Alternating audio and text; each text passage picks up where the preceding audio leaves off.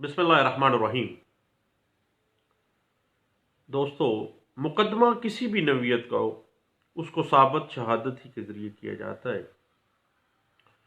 क्योंकि किसी मुकदमा के शुरू होने से लेकर उसके अख्ताम होने तक जो सबसे अहम मरहला होता है वो शहादत का होता है।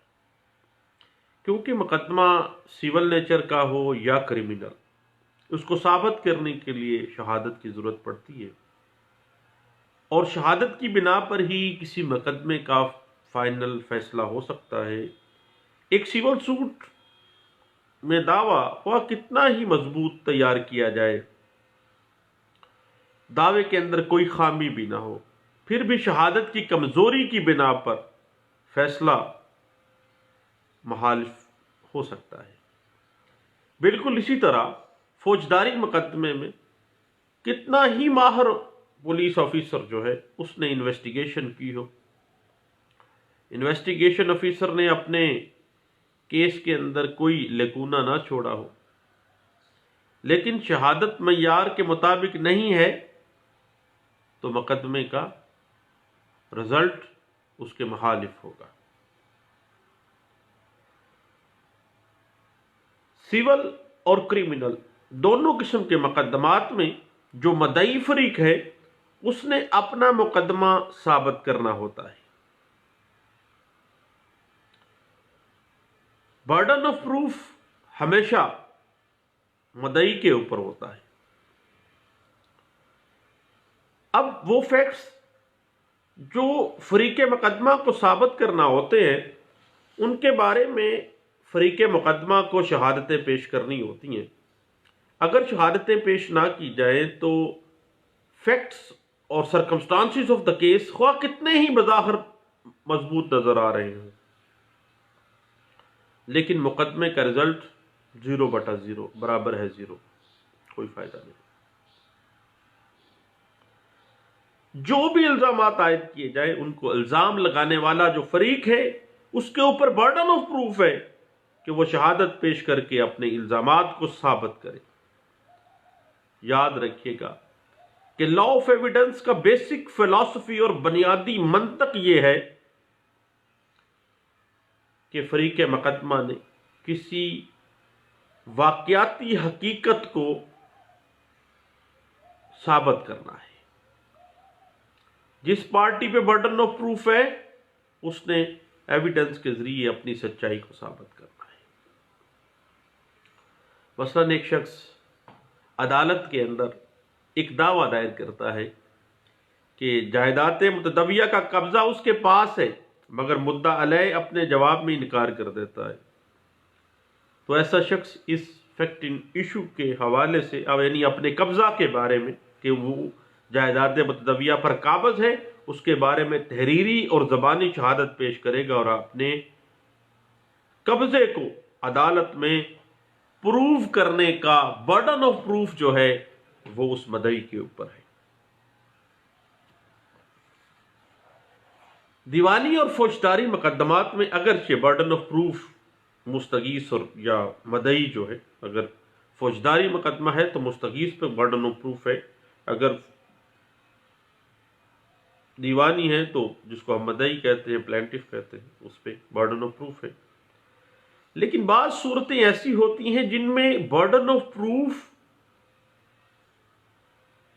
डिफेंडेंट पार्टी सिविल सूट में या क्रिमिनल अगर केस है तो जो रिस्पोंडेंट है या इल्जाम अलैह है या अक्यूज पर्सन है उनके ऊपर शिफ्ट हो जाता है।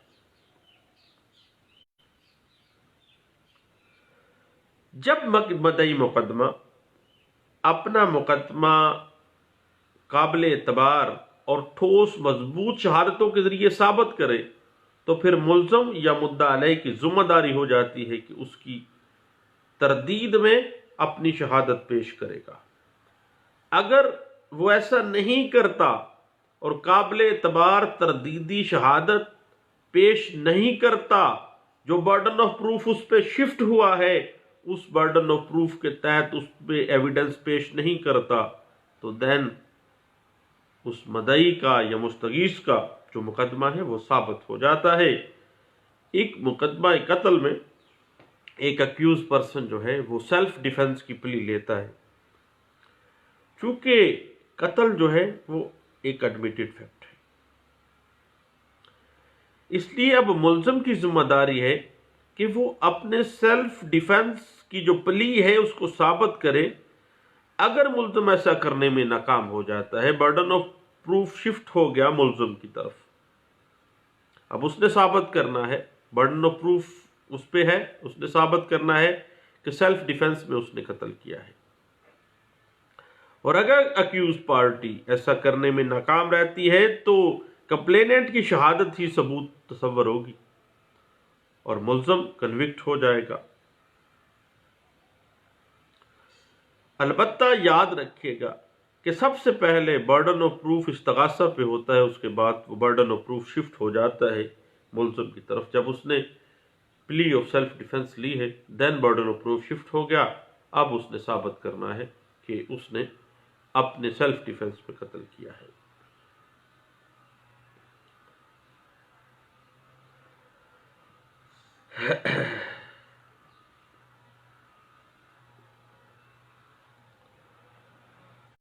اب یاد رکھیے گا ایک سیٹلڈ پرنسپل ہے کہ سیلف ڈیفنس اسی نے جو ڈیفینڈنٹ اکیوز پارٹی ہے اسی نے ثابت کرنا ہے، برڈن آف پروف شفٹ ہو گیا ہے۔ اب یاد رکھیے گا کہ ڈیفنس کی کمزوری سے فائدہ صرف اسی صورت میں اٹھایا جا سکتا ہے جبکہ مدعی پارٹی نے اپنا مقدمہ ثابت کر دیا، دین جو ڈیفنس کی کمزوریاں ہیں ان سے وہ فائدہ اٹھا سکتا ہے۔ پہلے برڈن آف پروف جو ہے وہ مدعی کے اوپر ہے، اور اگر کوئی سرکمسٹانسز کوئی پلی ایسی لے لی جاتی ہے دین وہ برڈن آف پروف شفٹ ہو جاتا ہے، اور اگر وہ ملزم پھر بھی ثابت نہیں کر پاتا، برڈن آف پروف نہیں پروو کر سکتا، دین اس ڈیفنس کی جو کمزوری ہے اس سے فائدہ دین اٹھایا جائے گا، پہلے اپنا مقدمہ ثابت کرنا پڑے گا۔ آرٹیکل 121 قانون شہادت آرڈر 1984 ہمیں اس حوالے سے بڑی اچھی گائیڈ لائن دے دیتا ہے۔ اب ایک مقدمہ قتل میں ملزم یہ پلی لیتا ہے کہ وہ ذہنی بیمار ہے، پاگل ہے، اس کو قتل کی نوعیت سے لا علم ہے، اس کو پتہ ہی نہیں چلا۔ اب برڈن آف پروف پہلے استغاثہ نے ثابت کرنا ہے beyond the shadow of doubt, اب پلی لے لی پاگل ہونے کی ملزم نے، اب برڈن آف پروف شفٹ ہو گیا ہے ملزم کی طرف۔ اب اس امر واقعہ کا ثبوت برڈن آف پروف ملزم پر ہے کہ وہ اسے ثابت کرے۔ اگر وہ ثابت کرتا ہے کہ واقعی وہ پاگل ہے، اس کو قتل کرنے کے فعل سے مکمل لا علمی تھی، دین وہ کوئی فائدہ لے سکتا ہے، ادروائز جو استغاثہ نے ثابت کیا وہ درست ہے۔ اس کے بعد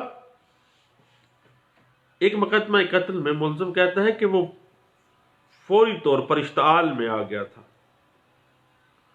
اب یہ جو اشتعال میں آنے کی پلی اس نے لی ہے، اس کا برڈن آف پروف شفٹ ہو گیا ہے ملزم کی طرف، اسے ثابت کرنا ہے کہ کس طرح سے وہ اشتعال میں آیا ہے، اور فوری طور پر اس نے ایک ایسا ریئیکٹ کیا ہے جس کے نتیجے میں جو مقتول تھا وہ قتل ہو گیا ہے۔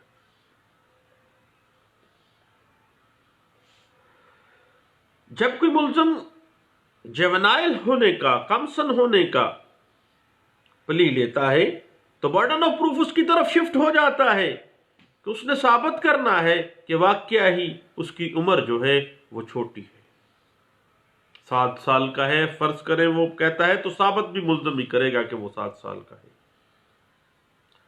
اگر کوئی ملزم مقدمہ قتل میں پلی آف ایلیبائی لیتا ہے کہ موقع واردات پر وہ موجود ہی نہیں تھا، تو اب برڈن آف پروف شفٹ ہو گیا ہے اس ملزم کی طرف کہ وہ ثابت کرے گا کہ وہ اس وقت کہاں تھا۔ آرٹیکل 122 قانون شہادت آرڈر 1984 جو ہے اس حوالے سے ہمیں گائیڈ لائن دے رہا ہے۔ जो शख्स पिछले 7 साल से मिसिंग पर्सन है, उसके किसी करीबी अजीज ने उसको नहीं देखा, ना किसी रिश्तेदार से उसने सुना कि कोई उसके जिंदा होने का कोई सबूत हो। अब उस मिसिंग पर्सन को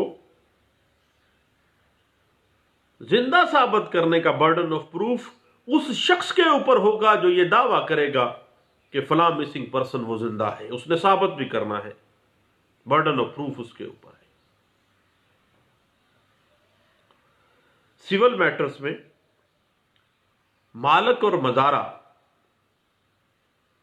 शराकतदार और मालक, प्रिंसिपल एंड एजेंट का जो ताल्लुक है सिर्फ इसी बिना पर साबित होता है कि उनका अमल उस ताल्लुक से मुताबिकत रखता हो, और जो शख्स इस ताल्लुक को तस्लीम ना करे कि जनाब वो तो टीनेंट नहीं है, वो शराकतदार नहीं है, वो उसका मजारा नहीं है, मैं उस प्रिंसिपल का एजेंट नहीं हूं, तो जो शख्स इस ताल्लुक को तस्लीम ना करे, बर्डन ऑफ प्रूफ उस पर शिफ्ट हो जाता है कि वो साबित करेगा कि वाकई कोई ऐसा ताल्लुक इन दोनों के दरमियान मौजूद ही नहीं था।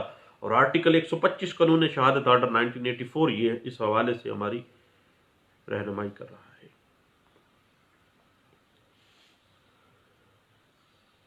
अब जिस शख्स के कब्जे में कोई जायदाद हो और दूसरा शख्स उस दावा करे कि वो फलां शख्स उस जायदाद का मालिक नहीं है जिस पे उसने कब्जा किया है, तो इस फैक्ट का बर्डन ऑफ प्रूफ उस शख्स के ऊपर है जो काबज जायदाद की मलकियत का इनकारी है कि ये फलां बंदा जो है मालिक नहीं है लेकिन काबज है, कब्जा किया हुआ है।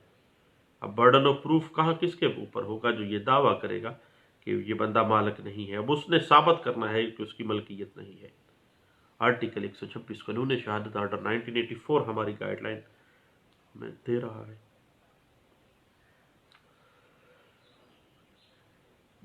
जब भी पार्टीज के दरमियान बाहमी एतमाद की बिना पर, म्यूचुअल इंटरेस्ट की बिना पर कोई मामला तय पाता है, ऐसा लेन देन जो है बाद में उनके दरमियान लड़ाई शुरू हो जाती है, तनाज़ा शुरू हो जाता है, तो जो फरीक मुअस्सर एतमाद का हामिल था उस पर बर्डन ऑफ प्रूफ है कि वो ऐसे कंट्रोवर्सी को, ऐसी लड़ाई को, जो ऐसा इख्तलाफ है उसको साबित करेगा। आर्टिकल 127 कानून शहादत आर्डर 1984 इस हवाले से हमें गाइडलाइन दे रहा है। उसके बाद शादी से 6 माह बाद और निकाह के ख़त्म होने से 2 साल के अंदर जो बच्चा पैदा होता है वो आज खुद जायज़ औलाद का सबूत हो।